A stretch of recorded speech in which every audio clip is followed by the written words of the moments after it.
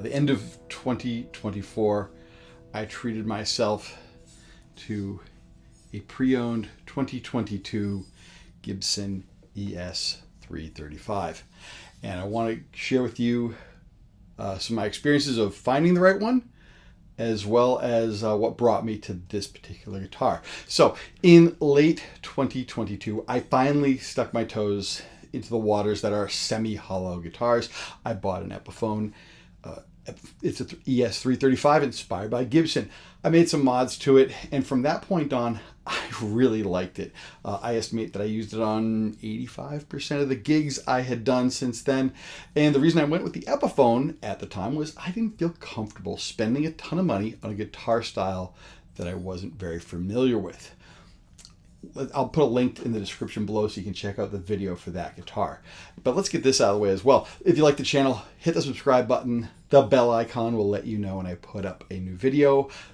Again, over 97% of the viewers aren't on this page, to check this page out, aren't subscribers. If you want to see this on a regular basis and help play with the YouTube algorithm so you see this, you're better off subscribing, and you'll be sure not to miss out on any future videos. And if you like this video, click the thumbs up button. And if you want to share this, well, there's a button for that as well. Anyways, back to the guitars. Okay, so the more I loved my Epiphone, I wondered, would be going to the Gibson version, would it be worth it? So again, at the end of 2024, I pulled the trigger on this. It is a 2022 Gibson ES-335. It was used, but it still had the plastic on the pick guard. The case candy confirmed the age and provenance. I purchased this from Gino's Guitar Gallery in Wilmington, Massachusetts. I'll put a link to their page below so you can check out all the good stuff that they got. They were very familiar with the person that brought this guitar in for trade. Supposedly, he paid a premium for this guitar and didn't really play it all that much. In fact, it's had some of the factory polishing compound on the fingerboard near the neck joint. I'm not going to get into the price, but I will tell you that this is the most I've ever spent on a guitar, new or used, by far. To go to the overall quality of the instrument, the overall fit and finish are excellent. There's one little dark spot that's just right above the control knobs over here. It looks to be a dark spot in the grain that's not really noticeable. It's not a blemish in the manufacturing or into the finish. It's just a natural characteristic of the wood. It kind of comes across kind of like a freckle or a mole or a beauty mark.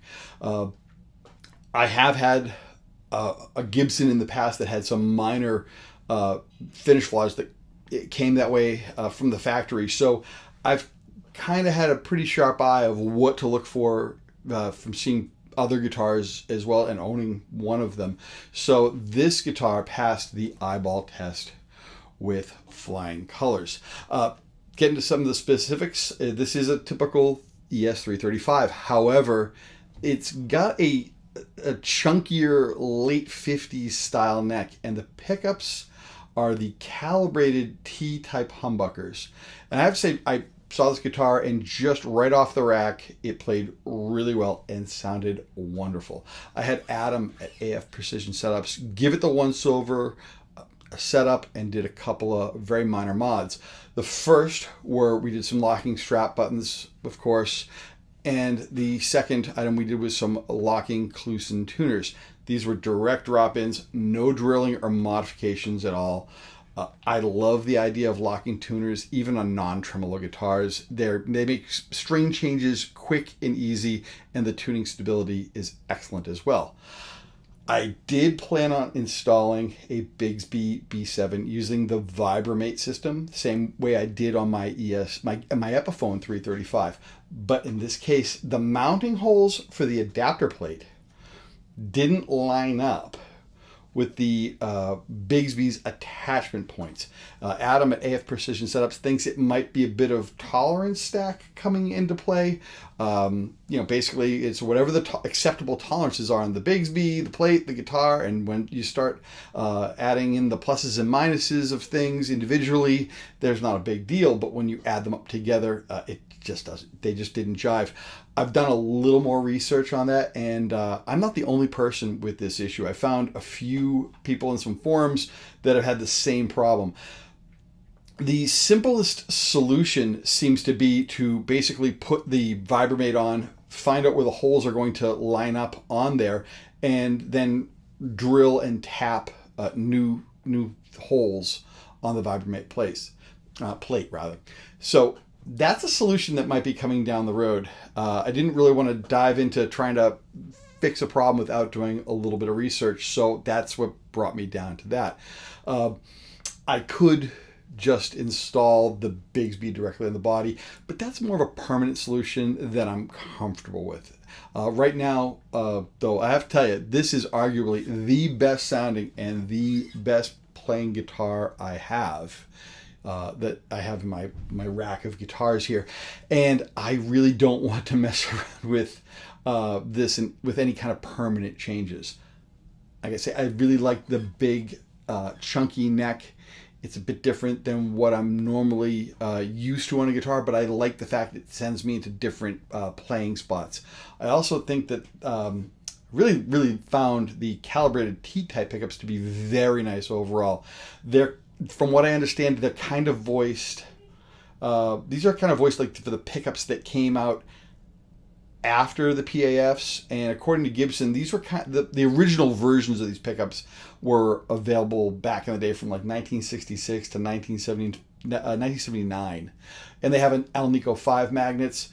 They're unpotted, and they happen to have only 2 conductor wires, so no coil splitting options there. But I don't anticipate changing or swapping these out at the moment, but who knows? What I can say is I brought this guitar to a jam session along with 2 other guitars, and I played this one the entire time, and not once did I think that I wasn't getting what I was looking for out of tone for the tone that I wanted to use, as well as the playability and the tuning. And I have to say, it really sounds wonderful. I love the way it feels. I've been using it at pretty much my main guitar since I got this, like right around Thanksgiving of 2024. And I've picked up other guitars for videos and some stuff, but this has been the one that I've been gravitating towards. And I know my honeymoon period of guitars, sometimes it's maybe a month or 2, but now we're getting into the middle of February, and I don't really see this going anywhere, anyplace, anytime soon. And as I have both the Epiphone 335 and the Gibson version, I know there are probably some questions about comparing the two. So let's do that real quick. The Epiphone version that I bought was about $600, and the Gibson one is quite a bit more than that. Actually, it's more than 5 times that for what I spent. But the value of the Epiphone is really amazing for what it offers at that price point. I know that the materials are a bit different. It's obviously made overseas in China, and the pickups are a little bit different as well too. But I got to tell you, am I overpaying for this guitar for such a great guitar that I know, comparing the Epiphone, I love that guitar.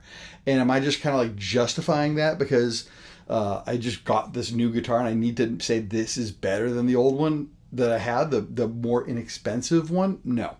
I don't think I'm overpaying for a different headstock with a different logo with the Gibson. The quality of the Epiphone version is fantastic for the price. And the Gibson also, this one, I went through it from top to bottom. It is absolutely gorgeous for its price. If you don't have 4 figures to spend, the Epiphone is not slowing it in any way. I plan on keeping mine, and I have a few ideas to tweak with it, as I'm now not kind of beholden to keep it kind of in that pure 335 zone. And don't really have the need for 2 335s that are going to be exact or pretty close to the same. So I'm going to try to put a little variation on the theme with that guitar in the next year or so. And hopefully I'll do a video on that as well. So I got to say that the Epiphone kind of trades in the area where I was at. I was a player that was looking to kind of scratch that 335 itch, but I really didn't want to dive in head first. I played a lot of 335s from between when I got my Epiphone and then before I got this one, and they're all very nice. If I didn't find this one, I don't think I would have grabbed it. because the Epiphone was still such a great guitar. So I was looking for something better than that. And this really is. Yeah, there's a lot of things you can compare things to. This is a nitro finish. The other one's more than likely a poly finish. The fretboard is not the same material. The headstock's different. The neck carve is specifically very different as well too. So that's part of the reason why I really like it. And I gotta say, overall, the build quality for this, for the price, is fantastic. If the build quality of this was the same build quality as the Epiphone, I would be questioning things, but it's not. It's definitely gone above and beyond for that one. So again, it's also when you find the right guitar, when you find the right one, the really special one, like I did here, it really is worth it. And I found this one. I absolutely love it. It is going to be a forever instrument in my collection. It's going to get a lot of use. It's already been getting a lot of use. So anyways, that's this overview of my newest edition. Let me know in the comment section below if you have a 335. Is it the GIbson version? Is it the Epiphone version? Do you have both? Let me know what your thoughts are on both guitars. Do you have, the comparisons you have between the two? I'd love to hear from you. And I'd also like to hear from anybody that maybe has had issues like I had with trying to adapt the Vibromate on a 335, because on my Epiphone it went in perfectly with no modifications. And this one, I really do want to kind of take my time and do it properly. I just don't want to rush through and mess up a good guitar. I'm not too worried about messing up a piece of aluminum for an adapter plate, but I definitely think that this is something, if I'm going to put it on, I'm going to put it on right. But I definitely do want to revisit that Bigsby love that I had on my Epiphone as well. So I'd love to hear from you guys. Anyways, that's it for this video. I want to thank you very much for watching, and I'll see you soon. Take care.